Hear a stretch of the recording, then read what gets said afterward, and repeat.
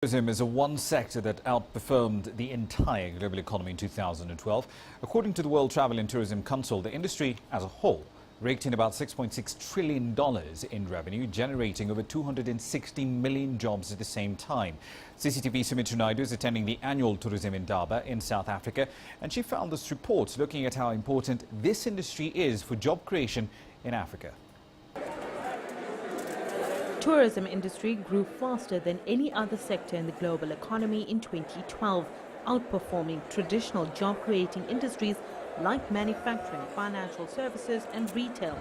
In Africa, just over 19 million jobs were created last year. Just reflect a little bit on what the impact of the 10.2% has been in the last year alone to South Africa. That number has translated into 76 billion rand spent in our economy. That number has resulted in the translation of a contribution of 4.5% contribution in job creation by the tourism sector and a 4.5% contribution to our GDP. But the tourism industry is far from reaching its full potential. Old and limited infrastructure, lack of skills and education, and poor investment in the sector makes it hard to attract international tourists. But there's been significant improvement.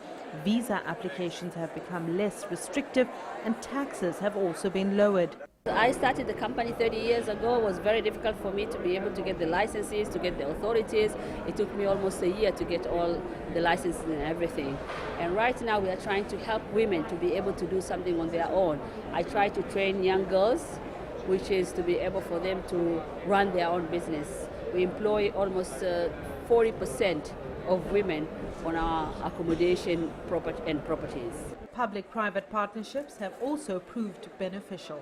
Tourism can be an extremely important source of job creation.